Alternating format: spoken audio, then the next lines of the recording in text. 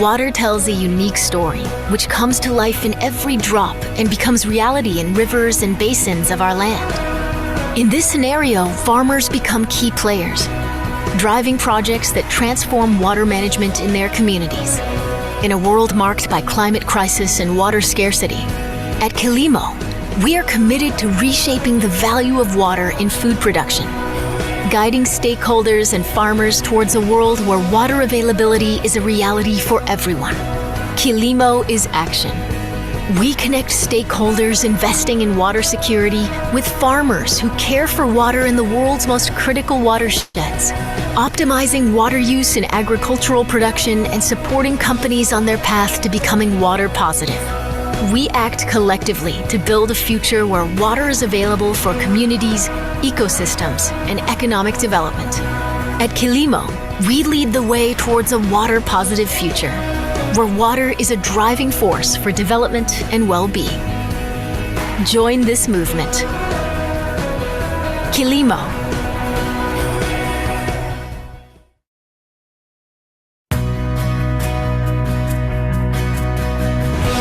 Water tells a unique story, which comes to life in every drop and becomes reality in rivers and basins of our land. In this scenario, farmers become key players, driving projects that transform water management in their communities. In a world marked by climate crisis and water scarcity, at Quilimo, we are committed to reshaping the value of water in food production, guiding stakeholders and farmers towards a world where water availability is a reality for everyone. Quilimo is action. We connect stakeholders investing in water security with farmers who care for water in the world's most critical watersheds, optimizing water use in agricultural production and supporting companies on their path to becoming water positive. We act collectively to build a future where water is available for communities, ecosystems, and economic development. At Quilimo, we lead the way towards a water-positive future, where water is a driving force for development and well-being. Join this movement. Quilimo.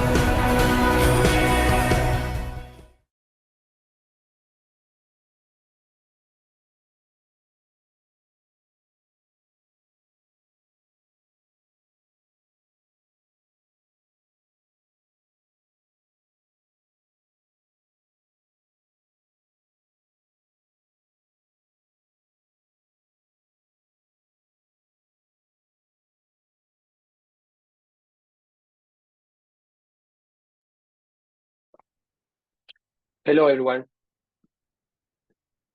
Can you hear me? Yeah. Hello, everyone.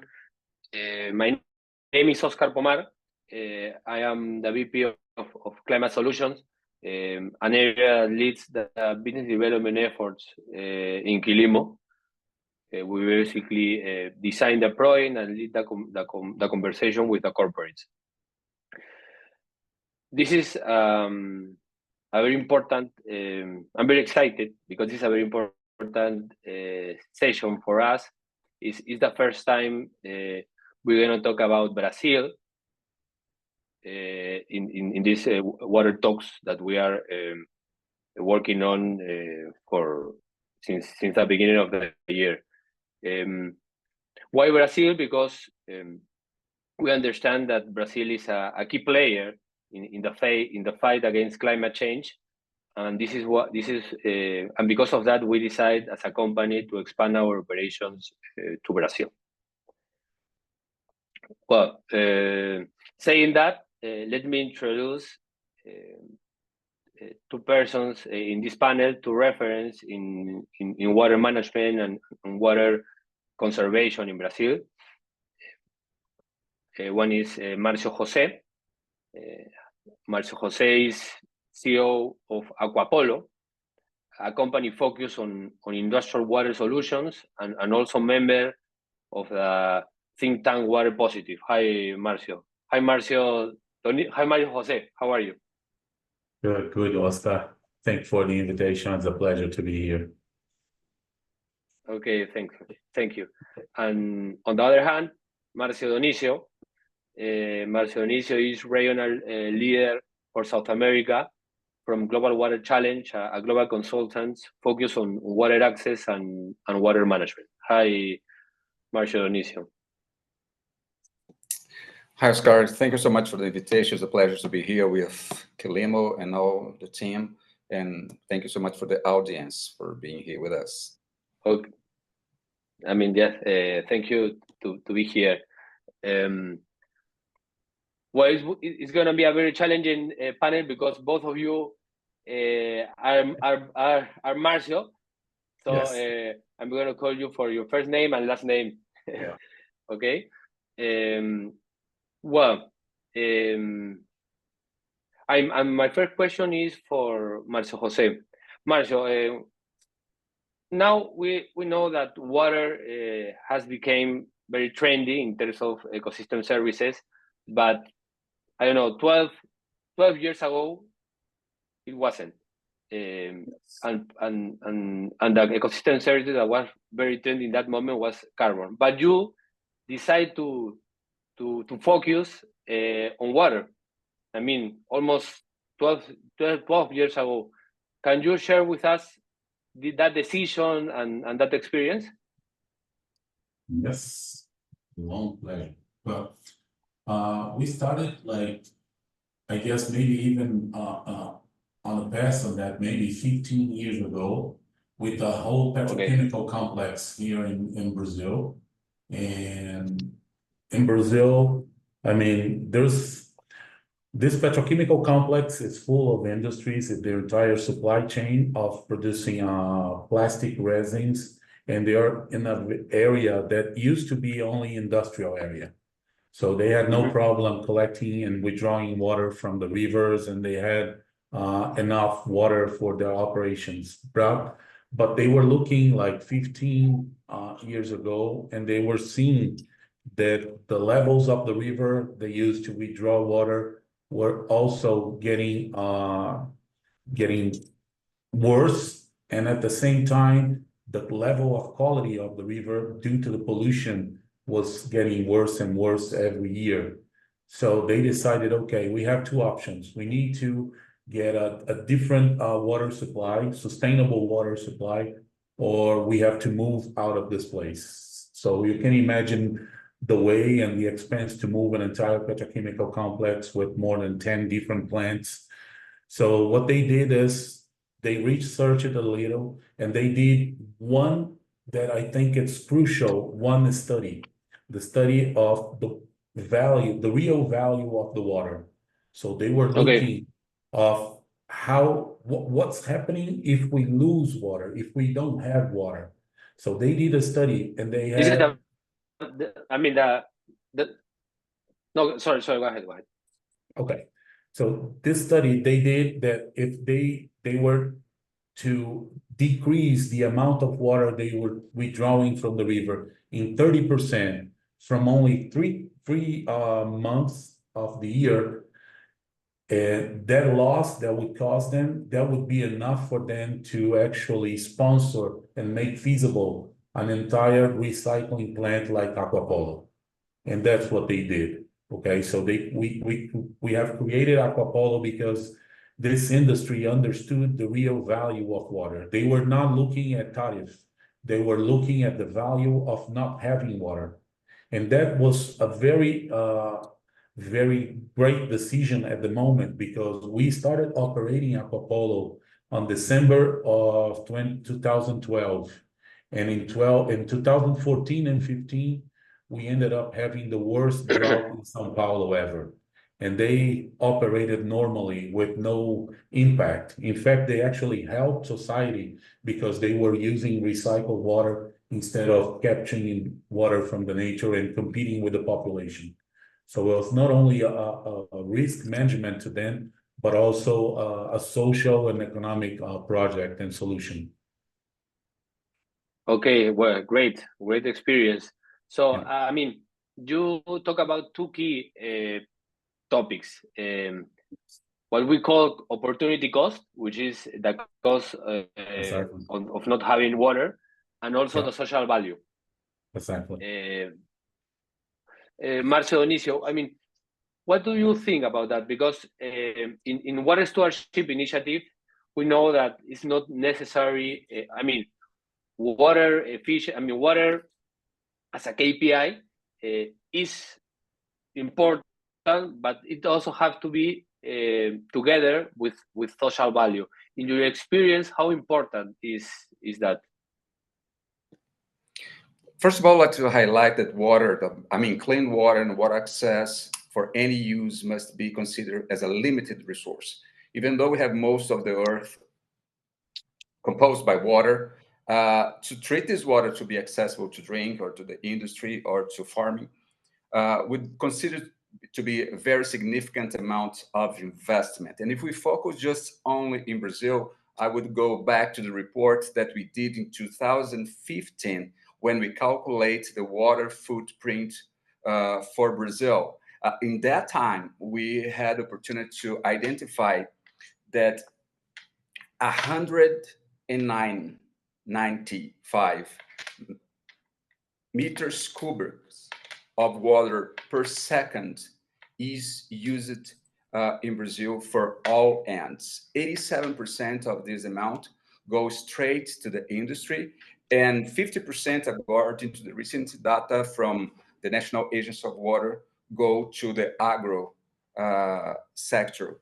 On the other hand, we see that 33 million people in Brazil still do not have access to clean water. So there is a huge gap between the amount of water we have, the amount of water we need, where the water is going to, and how we can balance the industry and the social. We're not trying to stop industry or not trying to over promote social, but we need to please everybody, and everybody must to be assisted by the water we have. We have enough water as long as we have good management for that. And there is a tendency based on the World Business Council report that we will demand 24% more water for the industry in Brazil up to 2030. So the numbers show that, research show that these numbers will keep on growing. So there's not a matter of looking at industry on one hand and social on another hand, environment on one hand, economy on the other hand. All of these are all together. All of these must be recognized and addressed together. Okay, and can you share with us? I don't know if you can share names of companies, if not only the project, but can you share with us some successful initiative related to what you have just talked? Yes, I will use some names because the public information. For example, Coca-Cola has been committed to reduce, to replace, to recharge 105% of all water that they use in all process. And it has been accomplished with significant success in all Latin America. We did that in Africa in 41 countries. We are doing this in Latin America together with Coca-Cola Company. And we see that this challenge of overcoming not only the amount of water we use, but doing more than that is significant. Other companies are doing that. Some companies are doing 110%. And it's not mandatory. It's a decision made by the company. Cargill, which is one of the most bigger food producers in the world and also in Brazil, they have a commitment to provide clean water for 150,000 people in 6 countries in the world. In Brazil, we have accomplished more than 50,000 people only in 2024. So there is a huge investment from private sector to provide clean water access to communities and people, and also to reduce the water demand and generate efficiency on water resource use and management. Okay, well, thank you, Marco Dionisio. Marcio Jose, I mean, we have different initiatives or different solutions to fight against or to improve water security. Water access is one of them. Water efficiency is another. In your experience, which initiative is like more necessary right now in Brazil? Well, in my opinion, I believe we need both. Okay.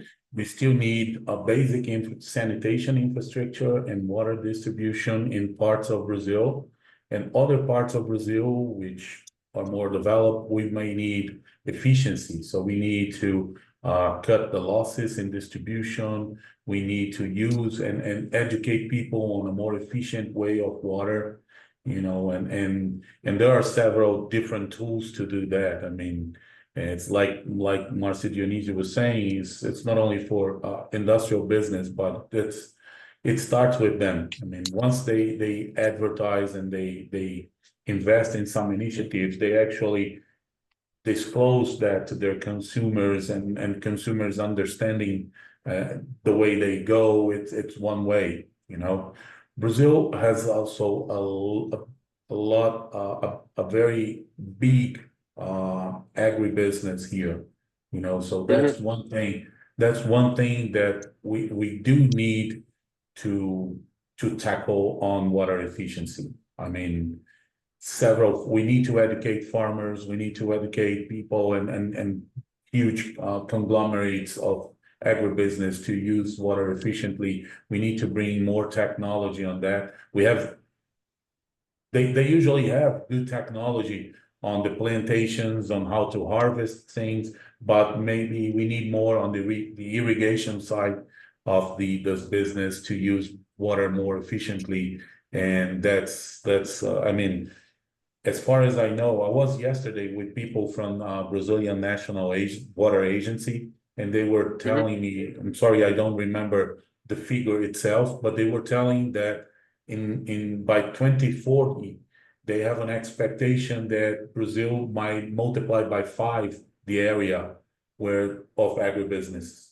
So that means, imagine we're gonna use we already use 55% of all the water, as far as I know, is for the agribusiness. So imagine multiplying that by 5 in area. So it's not linear, but would be multiplying by 5 the water usage for agribusiness. So we need that efficiency much more.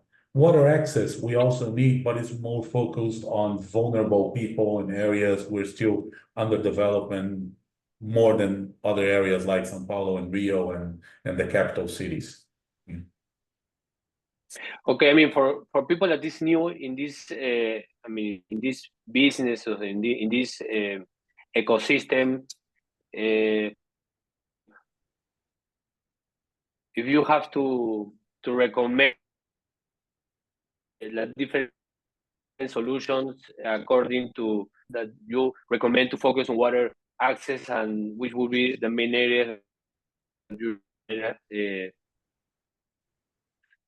Well, efficiency. yeah, on water access, we not only, Brazil has passed a new bill a few years ago in order to make it universal, the water distribution. So it has been some developments in most needed areas to actually put some sanitation companies to do some infrastructure and give water access to them. But we also have been discussing here that usually sanitation companies, they actually look for the traditional way. Okay, so we have a water body. At some point, we're going to withdraw water from here and treat, make it potable, and distribute to people. And if there is no water on the water body, well, we have a crisis. So we need to think not only by building this new infrastructure, we need to think about resilience. So why not building already on recycling plants by it? Once you collect and treat the sewage or the wastewater, we need to use it again. So we need to apply this circular concept on this on water also. Okay. When we talk on water efficiency, I'm sure technology will be the best way, and I guess the way, like Marcio Dionisio was saying, I mean, companies actually they have commitments, so they will pay for someone to implement new technology, someone to help the farmers, someone to help the agribusinesses to reach that. That's the impact, because we need to involve that at a more sector level, not only one by one like we've been doing in the past. Okay, well, thank you, Marcio Jose. And I mean, in the same line, Marco Dionisio, do you have any additional comment there? In your experience, working very close with different corporates in Brazil, what they are looking for? I mean, solutions more focused in access, in efficiency, in both?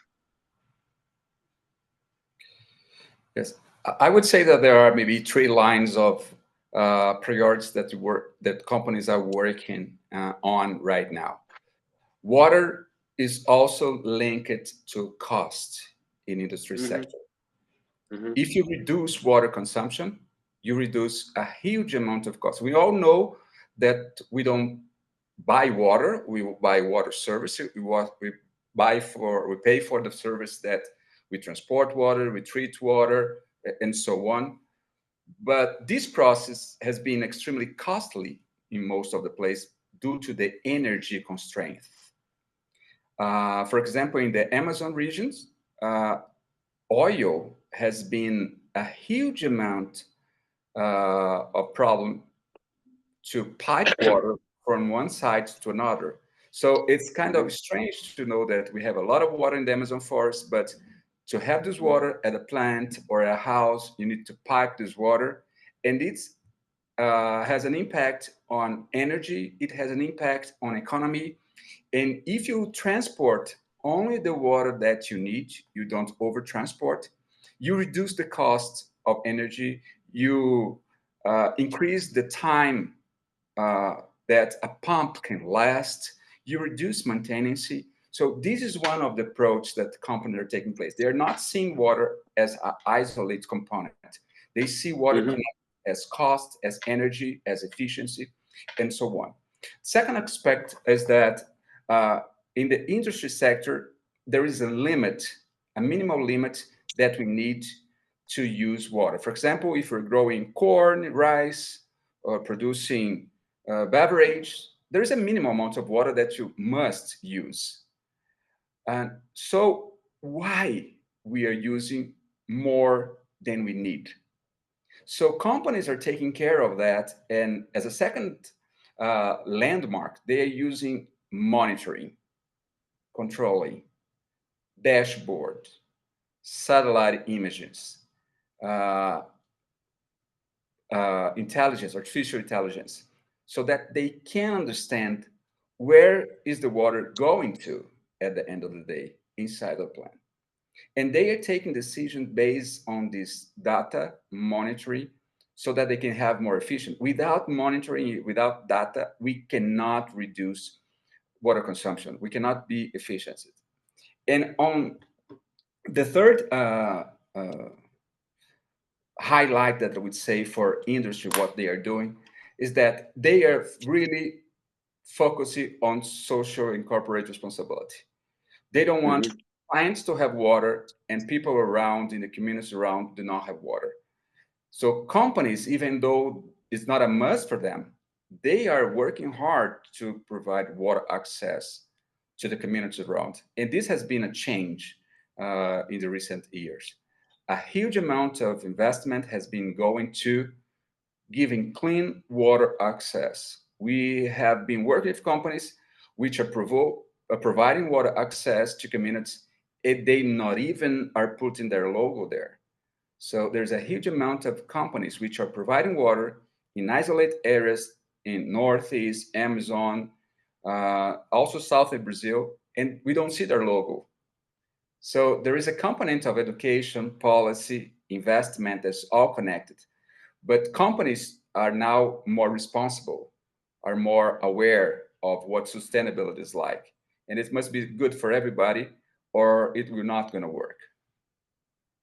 Okay, well, no, again, I mean, social value, opportunity cost, cost efficiency. So you need this kind of indicators to guarantee, I mean, an holistic project. And if Okay. you allow me, I would say one thing that we need to focus a lot is also education on water resources. You know, I see a lot of, I do some presentations to a few kids once in a while, and sometimes I ask kids, do you know where the water that goes on, on your house, do you know where that comes from? Do you know what happens with the wastewater once it goes out on the drain? Where it goes, what happens to that? And I see that it's very difficult to find one kid that says, okay, I know it goes on a wastewater treatment plant or something like that. So in Brazil, I see lots of schools teaching the natural cycle of water, but they do not teach the sanitation cycle of water. So people do not know what happens. And here I see a lot of people and we're talking with friends and all that, and people do not care where the wastewater goes, and that's one point. That's exactly why I don't say Aquapolo sells reuse water. I usually say recycle water because it's a way to make people understand it's something good, it's something new. I usually don't use the word sewage here. I use the word wastewater or effluent or something like that because I need people to understand that it's all water. It is contaminated at some point, but we have tech to clean it and make it drinkable again. People need to understand there is no new water. The water we use today, someone has used in the past and for several times. It is the water we have on the planet. It's limited. So that's something that it's crucial to make those kind of change, especially on the new generations that I've been thinking and I've been seeing on some of the meetings that people are not looking into it.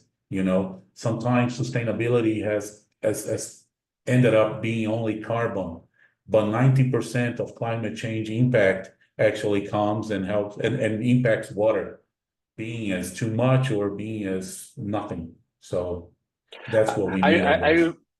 I remember Marcio Jose when we met in Manaus. I mean, two months ago. Most of the agenda was focused in carbon. Exactly. Very few people talking about water. I was at the last COP in Dubai last year, and still there are few. Water is coming in. It's still getting its place, but I guess more slow than it should be. But I'm happy already it's coming. Okay. Yes. I mean, and what I have to put, in changing a little bit the subject, I have to put on the table the agriculture because, well, as you know, Guillermo believe that Guillermo believes that agriculture is a way we have to tackle climate change if you talk about the availability of water resource. So, and in the same line, we have, and this is a question for Marcio Dionisio, you have like the typical three scopes. Scope 1, which is efficiency in the facility, Scope 2, which is replenishment, and Scope 3, which is supply chain.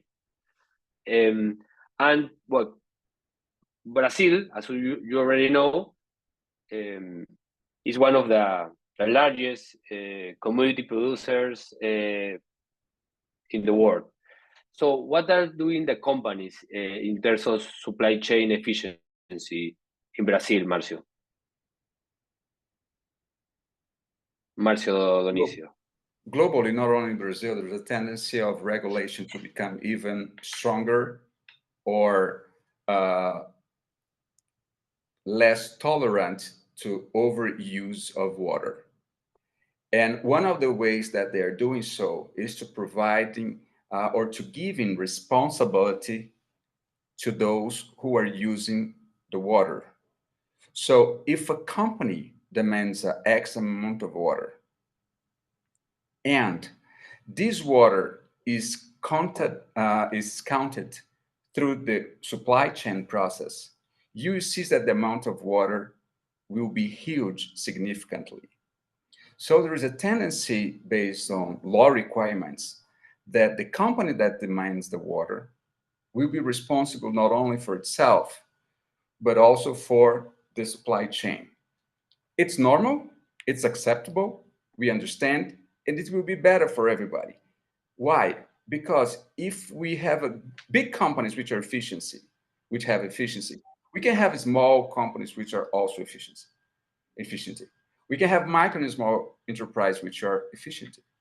We can have all the supply chain which is efficient. And if you have all the supply chain efficiency in higher level, we have less water demand in scale. We have less energy demand in our scale. If you look to the carbon scenario and water footprint scenario in Europe, most of the countries in Europe has low emissions. In talking about the amount of CO2 emissions. And it's happening why? It's happening because they are producing not inside of Europe. They are producing their goods outside of Europe. Just as an example, when we talk not only about CO2 emission, but also about water, in the study that we did, 41% of the water footprint, the virtual water that we transport out of Brazil goes to Europe. So it's not only who is using the water, but who is buying the water, and at the end of the day, who is drinking the water. There is a tendency to blame the company to be using the water. But who is buying the water? Who is drinking the water? Who is buying the products? So the consumers, the country policies must also be regulated in such a way that the supply chain has a responsibility. Not only the company has a responsibility on the supply chain. Because today there's a tendency that the big companies pay for whatever the supply chain does. And we need to bring efficiency on water, efficiency on energy for micro and small enterprise, for the supply chain, not to punish them, but to tell them, look, we are reducing water because it's good for us, it's good for our business, it's good for the planet. You must do the same because it's good for you, it's good for the planet, it's good for your economy, it's good for your equipments, it's good for your neighborhood. So transfer the responsibility to supply chain is not only a tendency, but it's a need. We cannot concentrate all responsibility of water demand in companies. We need to also distribute the water responsibility on the buyers. Who is buying? And maybe, I'm sorry to be a little rude, we seems to be the tendency of blaming the prostitute, but not the man who is buying the service. So we don't want to walk together with prostitutes because of the history they have, the context they have. But if we were in tie and contracting prostitutes and doing business with them, it's fine. It's no problem. So that's the same situation with water. We are blaming those who are using water, but we are not blaming those or giving responsibility to those which are consuming water. And just like I said, Europe is consuming at least 41% of all water from commodities in Brazil. And there is no responsibility on that so far. So we must have everything connected. There is no passport for water. There is no visa for water. Water is connected in the world. It is connecting the company, it's connecting supply chain, it's connecting in our home, and it's connected to our families. And if I may add, that's exactly what the Water Positive think tank, we are working in that. We're hoping to create a framework where not only helps people to calculate and measure their water footprint, but their entire supply chain water footprint and work towards the efficiency and access and all that. But also we are trying and hoping to create a framework where we can try to create nodes, let's say, scales on the countries around the world, and make sure that this scale is given to them in terms of the water availability, and that means, let's say for Brazil, we have tons of water in the country at some point. Sometimes we don't, but we export lots of commodities. And when we do that, we actually exporting water. So we want someone who buys to not only buy the commodity, but pay an extra for the water that is embedded on those commodities. And that water, at some point, and I guess that's the most difficult part of it, is to make sure that the money, the importing country is paying for the water, make sure that that money goes back to the region and create into projects to create resilience and regenerate water on that water body region that was used to produce the commodity. That's the difficult part of it, but we are working on something like that and hoping to present that to the UN and something to create some kind of on the international trading organization to make sure that happens in the future. You know, so you put responsibility on the end user. That's exactly what Dionisio was saying, and I agree completely. Yes. Okay. Yeah. Yeah, that's true. But also, I think it's important that the companies start to put volumetric benefit targets in supply chain, because now they are more focused in water replenishment initiative rather than supply chain. Because I mean, you have to have the incentive, and if you don't have a volumetric benefit target, it will be difficult. Yeah. Well, I mean, at some point, it all goes back to the education also. I mean, if you do not educate your supply chain and say, okay, it's not a matter of if you don't do it, if you don't measure and don't control your water usage, I won't buy for you. It's not like that. But it's something that, let's say, Coca-Cola might stop buying from someone, but if not only Coca-Cola stop buying, the entire market will stop buying from them. You know, it's not one customer that will leave. All the customers might leave because to that. And also your company might not be leaving in the near future because it's not sustainable for you to keep overusing water. So you cannot afford to exploit the water in this area. Once there's no more water, I'll just move to another area and another water area. So it's not sustainable and it's not working. Communities are much more aware of this. There is people looking into this. There are organizations looking into that. So I guess we are kind of slowly, but we are creating some consciousness on the water usage. I was looking into here in Brazil on two numbers that was published recently by the newspaper, the Valor Econômico. They were saying that 81% of Brazilians are concerned about the water stress of drinking water in related to 60% of all the entire world. So Brazilians are more concerned about that. The other number is from the past 17 years. The conflicts by competition on water, they increased almost 500% in Brazil. So people are competing for water and it is generating conflicts on that. So it is a problem that we need to tackle, not only on access for everyone and obviously efficiency. Mm-hmm. Well, I have a question for the audience. I will shoot it and feel free to answer whoever you want. It's about a strategy, about management strategies. So the question is, what are the most critical water management strategies you recommend for effective adaptation?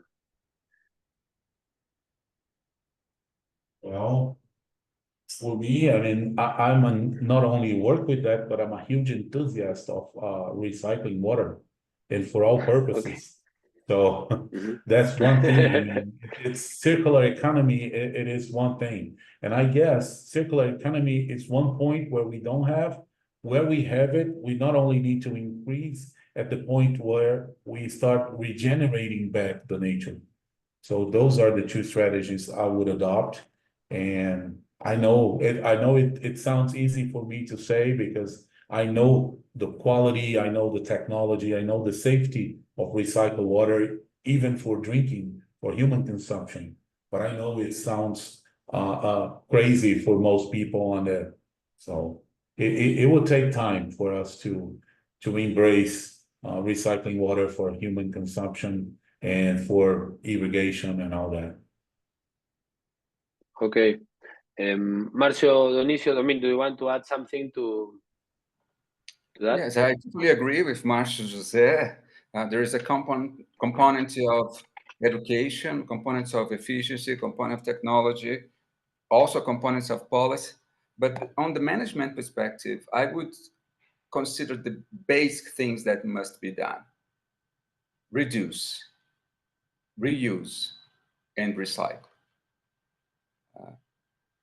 Sometimes recycling can be considered end of pipe, as we have a problem and now we need to recycle. We have a problem, now we need to reuse. We can reduce the amount of water we demand. So the management of water includes reduce the amount of water we need. And to reduce, we need to have, like I said before, monitoring, technology, and efficiency, so that we use the water we need, not more than that. Okay. Maybe calculating the water footprint of every activity or whatever you're producing, you're doing. That's probably that's the best way of summarize what Dionisio was saying. I mean, you start measuring how much water you use for something to produce something or for some activity, and you ended up seeing, okay, that's too much. When you imagine, okay, 10,000 liters of water to produce one pair of jeans, come on. We can do much better than that. There are companies doing better than that. So that's something and people need to know those kind of footprints on the products they consume every day. Yes, I mean, and I only want to add that it will depend of the area you are operating, and this is why it's very important to do a risk assessment before you design a strategy to work in water management or water conservation, because there are areas when you need more water access strategies, other areas where you're gonna need water efficiency strategies. So it will depend of the area you're operating. So I think it's very important to do. I mean, before you start a strategy, to do a right risk assessment on that area. I don't know what do you think about that? Yeah. Yeah, I mean, it is important to know where you start doing your producing or whatever you're gonna do it. I mean, the risk assessment is one of the crucial phases of any project. I have another question here in the audience. How can technology help companies get water positive? What are some of the problems it could be solving? Well, technology can be used to create, let's say, we're talking about water, so ultra pure water. But there are like technologies like desalination. I know when you say desalination, lots of people think of energy. Oh, lots of energy. It's very expensive. It has become very, very cheap. Well, I wouldn't say cheap, but much cheaper than it was before. There are studies that say, okay, one glass of desalinated water uses the same amount of energy of 13 seconds on TikTok. So if you spend 13 seconds on TikTok, you are spending the same amount of energy of desalinating one glass of water, and you are creating new water. So that's one way technology can help. Technology can help us to regenerate polluted rivers, polluted water bodies. Technology can help us to recharge nature. We can treat wastewater to a level of drinking. Like Namibia has been doing that since 1968. they're doing a direct potable reuse. So straight out of the wastewater treatment plant going to people's faucets. So that's something technology might help us do a lot, you know. It's Yeah. just a matter Well, actually, of psychological barriers that we need to understand. And you know, yeah, people are much more eager to try a beer made out of recycled water than a glass of recycled water. yes. Actually, Quilimo has their own technology that give irrigation recommendation to the farmers, and we use a combination of data Yeah. between, satellite images with weather station data. So there is a huge opportunity in technology to fight against climate change. So amazing technology to tackle water efficiency, you know, at its best. I mean, where is most used on agribusiness. So Mm-hmm. And I mean, thinking about the future, I mean, how do you see the this situation? I mean, this relation between water stress and on one side, water stress, on the other side, companies working on water to improve water security in the basins. You have to see the future. What are the trends? I mean, in terms of water strategies in Brazil. well, I believe water positive, it's a trend. I mean, it's pretty much like the carbon became and sustainability report and all the in terms of climate change. I mean, water positivity is going to be big in terms. We have already companies like you said, like Coca-Cola, View, we have Amazon, Microsoft, we have Meta, lots of companies working on with companies like Kelimo, you know, to generate water and to help preserve water, to help water efficiency on different businesses and different sectors. So companies on the CEO water mandate, they all have commitments to regenerate water, to create water, to reduce water consumption on their businesses. They are going to influence the market, I believe. That's one step. And I believe that more and more water recycling and desalination they're here to stay. I mean, there is no other solution. Okay, and Marshall, in your experience, how do you see the future? I mean, in the water industry. Industries, companies are composed by people. Sometimes we say, I work in a company and the company was not good. The company is not good or bad. People inside of the companies are good or bad. So as we look to the water perspective, we need to understand how people see water. At home, for example, when you receive the water bill, we look at the price of the water bill. We don't look at the amount of water we use. As long as we can pay, it's okay. So that's a wrong perspective. That's a wrong way of looking at the water bill.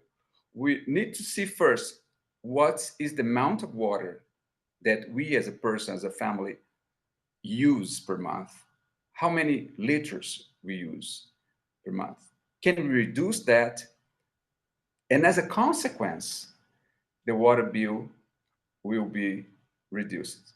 So through education and to change the parameters, we will be able to see water differently. Like I said at the beginning, the planet it's a water planet.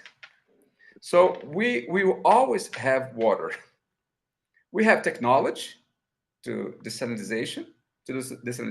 We have water to treat water waste.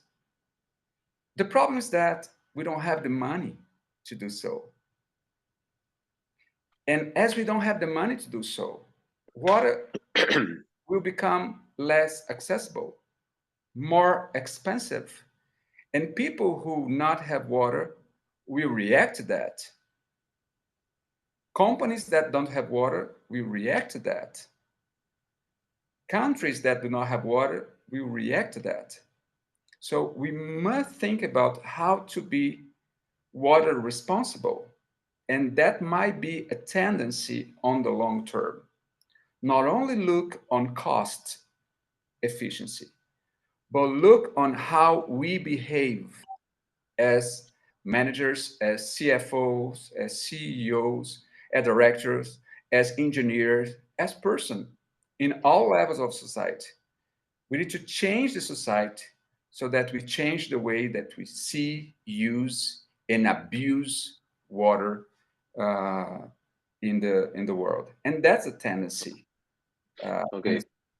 What is priority or not? Okay.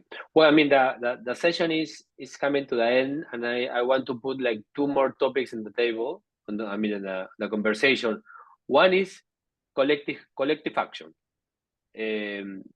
Probably you understand that concept. In your experience, I mean, collective action for the audience is companies working together to tackle a water security problem initiative. So, are you seeing this kind of initiative in Brazil? I mean, Brazilian companies joining together to fight against water stress? Well, Aquapolo is one example like that. I Yeah, mean, yeah, Braskem, yes. which is the main company in the petrochemical complex here in the ABC area, they could have done the reuse inside their plant, and they decided, okay, we're doing on the wastewater treatment plant, which is better for them, and it's a collective action. They actually influenced the other companies at the petrochemical complex to actually adhere to come to the project also to make it viable again, and we still have enough water to other customers outside of the petrochemical complex. So it's a collective action. So I believe more and more we are going to see that. We have been working with an international beer company here using their a sub-product for them to actually help us on the treatment. So companies are starting to interacting with them and trying to solve their problems and creating more and more supply chains of sub-products of whatever is a residue for me can be a product for you. So that's going to, I guess, to help more and more in the future. Okay. And Marcio Dionisio, have you seen in other industries collective action initiatives? Yes, just as by coincidence, I'm right now in Mexico at the Latin Pacto. Latin Pacto is a huge network, group of organizations which are investing on environmental, water, and social solutions. So we have here represented 36 countries, 600 people are discussing. This table is for how can we invest? How can we support? So it's incredible to see that companies are getting together to see how can they invest. A second opportunity or opportunity that we see quite often is the creation of water funds or international funds that finance replenishment, water access, water initiative. It goes not only from companies, but also from international organizations like World Business Council, embassies, International Organization of United Nations, but also some international private banks are doing this. They are investing a huge amount of money to provide water access. And sometimes, I would say almost most of the time, it's money they're not need to be reimbursed. It's part of that social and corporate responsibility. Another initiative that we see kind of often is consortiums. Consortiums not only of companies, but also of municipalities. In São Paulo, in Piracicaba River, we have the PCJ Consortium, which gets together 27 municipalities around the Piracicaba River, and they are protecting the river, and companies are invested to protect the river. And just to close on this from my end, right now, we are a collective action. This connection that we're doing right now within an hour, there is a huge potential impact of collective action. And that's what we expect, that we can support each other, that we can promote opportunities, that we can serve others, and that we can become a stronger network toward sustainability in Brazil. Okay. Well, we are running out of time. We have only 3 minutes. I wanted to talk about the role of the government in Brazil, but I think that will be for another session. But I want to thank you for your time. It was a pleasure to talk with you and to understand more Brazilian opportunities and opportunities related to water conservation and water management in Brazil. The opportunities in water access with it's not or water efficiency, it's and water efficiency, water access and water efficiency, and also the role of the agriculture to fight against climate change. I don't know if you want to say something. Oh, just thank you for the invitation. Thanks for this opportunity for us to talk a little bit over to discuss this matters. I'm really an enthusiast, and I really got that water management and access as a purpose of life, not only of working.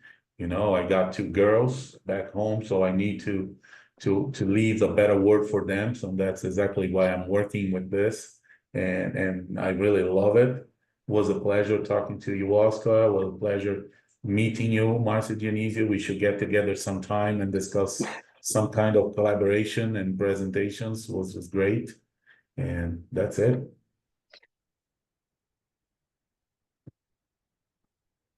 Marcio Dionisio, do you want Thank you so much for the opportunity. Thank you so much, Marcio José, for the opportunity of being here together with you, which is a reference person, a national reference person on water. Thank you. And thank you so much for Quilemo for coming to Brazil so that we can increase opportunities of reduce water consumption, increase efficiency, and to serve others. I think that we're in the right time to promote these kind of events. But more than that, thank you for the water. Thank you for all participants.